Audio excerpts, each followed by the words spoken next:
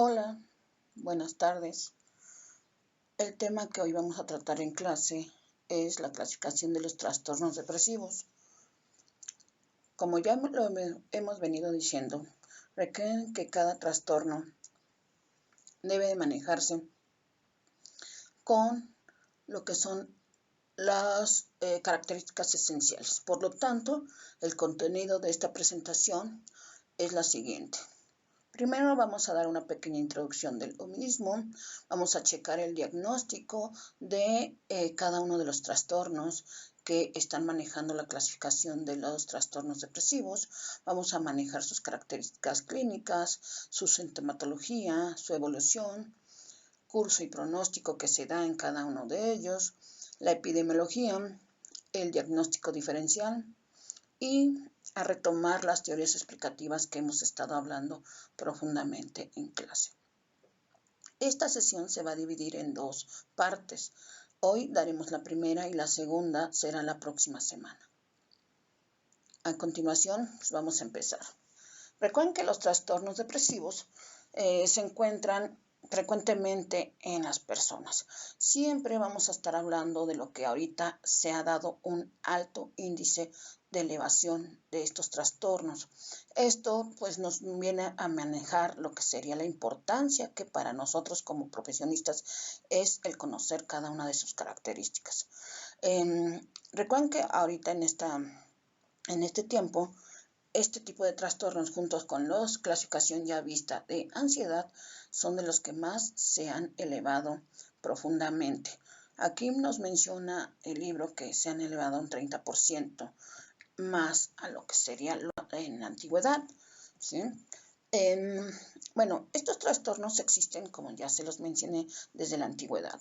Siempre se han descrito este tipo de trastornos como parte de lo que son la tristeza, una capacidad de presentar o disfrutar las acciones que experimentan placer. Debemos de manejar que hay una desesperación profunda en estas personas.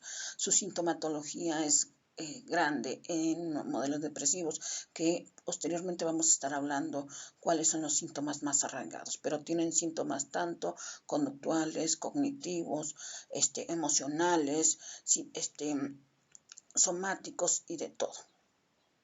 A lo largo de todos estos siglos se ha manejado que la clasificación ha cambiado drásticamente. ¿Sí? Ahorita está dentro de lo que es la clasificación de trastornos depresivos, pero también se manejó dentro de lo que fueron los trastornos del estado de ánimo. Entonces, ahorita en el DSM-5, esa es la clasificación. Por lo tanto, vamos a dar inicio a ellos. Según el DSM-5, los trastornos depresivos en los adultos se dividen en los siguientes 7 trastornos que están. Empezamos con el trastorno depresivo mayor, el trastorno depresivo persistente, anteriormente llamado distimia, el trastorno disfórico premenstrual, anteriormente no considerado en el DSM-4, trastorno depresivo inducido por sustancias o medicamentos, los trastornos depresivos debido a otras condiciones médicas, trastorno depresivo especificado y por último el trastorno depresivo no especificado. A continuación vamos a checar la definición o las características de cada uno de ellos y sus criterios. Empezamos con el trastorno depresivo mayor. La principal característica de este trastorno es la presencia de un estado de ánimo triste o deprimido, en una pérdida de interés hacia todo lo que presenta placer, ¿sí? No le gusta disfrutar o no puede disfrutar las cosas que vive. Este tipo de trastorno debe tener un periodo mínimo de presentación de 2 semanas consecutivas a lo que es el inicio de la sintomatología. Por lo tanto, es importante que las personas experimenten primero lo que serían las sintomatologías de este trastorno para checar si tienen un cuadro que se pueda definir como trastorno depresivo mayor, reuniendo más de los siguientes 4 síntomas. Tenemos como son, primero, debe reunir mínimo 5 síntomas de lo que sería el criterio A. Este criterio que nos dice 5 síntomas siguientes durante el periodo de al menos 2 semanas que representen un cambio respectivo al desempeño previo de lo que es el estado de ánimo depresivo y la pérdida de interés, que eran los términos específicos que estábamos hablando. Sí, esta debemos de descartar siempre en entrevista que no se atribuye a una enfermedad médica ni a una característica de consumo de medicamento. Tenemos también dentro de lo que serían los 5 criterios que debemos de tomar los siguientes. 1. Estado de ánimo depresivo la mayor parte del tiempo, casi todos los días, indicando que es subjetivo y relativo a la observación. O sea, sus parientes o la gente que está cerca de ellos debe de verificarlo de esa manera. También tenemos lo que es un segundo síntoma, que sería un disminuido interés por disfrutar las cosas, o sea, no hay placer en lo que son las actividades diarias. Ese es el segundo síntoma. Un tercer síntoma, pérdida significativa de peso. Sin estar a dietas, comiendo lo normal o por lo menos alimentos normales, pierde peso. Otro síntoma maneja lo que sería insomnio o hipersomnio casi todos los días. ¿Sí? Uno más, agitación o retraso psicomotor casi todos los días. Fatiga o pérdida de energía casi todos los días. Tenemos también sentimientos de desvaloración o sentimientos de culpa para lo que sería todos los días. Menor capacidad de pensamiento, concentración, siempre andan distraídos, traen lo que sería una baja capacidad cognitiva, tienen pensamientos recurrentes de muerte, que es otro síntoma, tienen ideas suicidas, manejan lo que sería un intento o planificación de suicidio y también estos serían parte de lo que serían los síntomas del criterio A. Después tenemos otros 2 criterios importantes en el trastorno depresivo mayor, que el criterio B nos dice que los síntomas provocan malestar clínicamente significativo o deteriorado del funcionamiento social, laboral o en otras esferas importantes. Debe de checarse tanto laboral, educativo, todo lo que es social, cómo están manifestando esos síntomas. Y bueno, el tercer criterio, llamado C, dice que el episodio no es atribuible a los efectos fisiológicos dilectivos por una sustancia, o sea, no ha empleado drogas, no está medicado, que ya era algo que les estaba manejando, y que tampoco tiene una enfermedad X. En este caso nos ponen hipotiroidismo, pero también podría ser cáncer, etc. Tenemos también en este trastorno depresivo mayor, se debe checar que los síntomas se cumplen o deben de tener mayor cumplimiento en los criterios A y B, que son los síntomas que provocan malestar clínicamente significativo o deterioro social, laboral o en otras áreas, por ejemplo, área de pareja, área laboral, área educativa, área social, todas esas áreas que son importantes para nosotros. Los criterios se deben de checar, por ejemplo, en el criterio C, se debe checar que definitivamente tenemos lo que serían algunos detalles.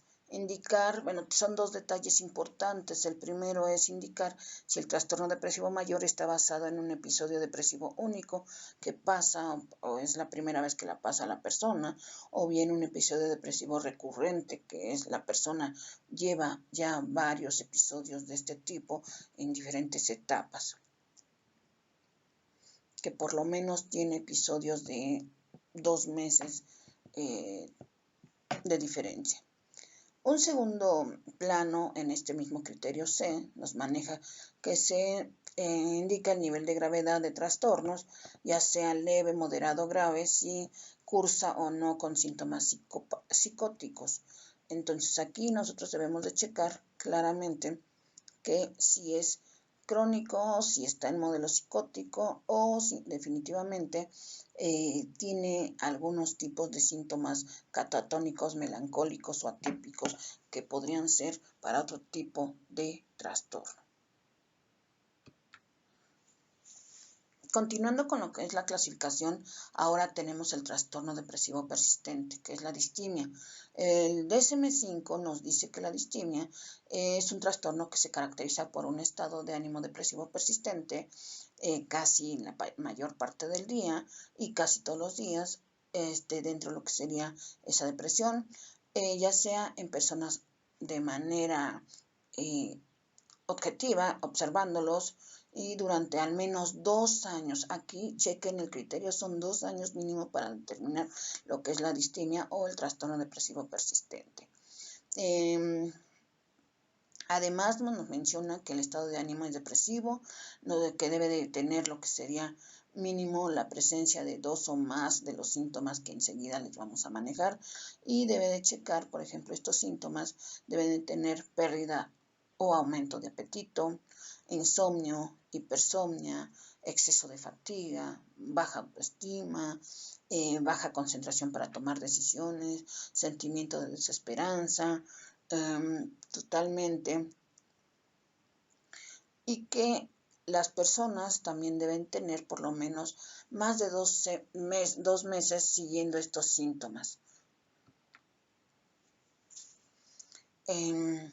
Como el trastorno anterior también tiene criterios manejados por el DSM-5 y estos criterios son los siguientes. Tenemos en el criterio A, dice que es un estado de ánimo crónico depresivo, que la mayor parte del día maneja el sujeto, lo que sería depresión, y va a tener por lo menos 2 años continuos. El criterio B dice que debe presentar mínimo dos o más síntomas de los siguientes: pérdida de aumento de apetito, insomnio o hipersomnia, falta de energía o fatiga, baja autoestima, dificultades para concentrarse o para tomar decisiones, sentimiento de desesperanza. Esos son los criterios en el B. Y en el criterio C, durante el periodo de 2 años, 1 año en niños o en adolescentes, que es el que se puede tomar mínimo, el sujeto no ha estado sin síntoma de criterio A y B durante los 2 siguientes meses. Dentro de estos criterios también está el criterio D. Los criterios para el trastorno depresivo mayor pueden estar presentes de forma continua durante 2 años seguidos.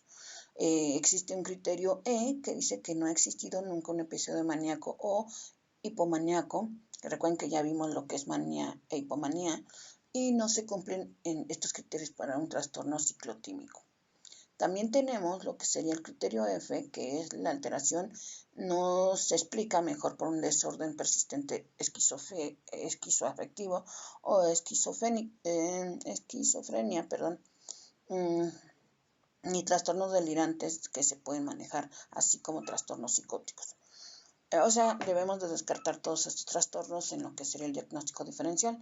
En el criterio G, los síntomas no son debido a efectos fisiológicos directos de sustancias. Volvemos a retomar que no toman medicamento, o por lo menos son medicamentos que ocasionan sintomatología depresiva. Y tampoco tienen lo que serían enfermedades médicas. Los síntomas causan un malestar clínicamente significativo. Debe de ser deterioro social, laboral u otras áreas importantes de la actividad del individuo. También tenemos lo que serían los trastornos el trastorno disfórico premenstrual, que anteriormente no estaba considerado en el DSM, ahora el 5 sí lo considera. Es precisamente el trastorno que pasan las personas durante su periodo menstrual, antes o después. Y bueno, aquí vamos a tener alguna sintomatología: inestabilidad emocional, irritabilidad, disforia y síntomas de ansiedad que ocurren repetidamente durante las fases premenstrual y remiten alrededor del inicio de la menstruación o poco tiempo después. Estos síntomas pueden ir acompañados de síntomas físicos o conductuales. Además, estos síntomas han estado presentes en la mayoría de los ciclos menstruales de la persona. Otro trastorno de esta clasificación maneja lo que es el trastorno depresivo inducido por sustancias, que ya hemos estado checando. Este trastorno inducido por sustancias o medicamentos se caracteriza por síntomas depresivos debido a la ingesta o inyección de alguna sustancia, como puede ser droga, medicamento, psicotrópico o alguna otra medicación que maneje esta sintomatología como secundaria. Una marcada disminución de placer y bajo en todos los niveles de actividad. Además, los síntomas depresivos persisten más allá de lo que serían los efectos fisiológicos de una intoxicación. Este es el trastorno depresivo inducido por sustancias. Tenemos otro trastorno en esta clasificación, ya lo habíamos mencionado, y que es el trastorno depresivo debido a las condiciones médicas.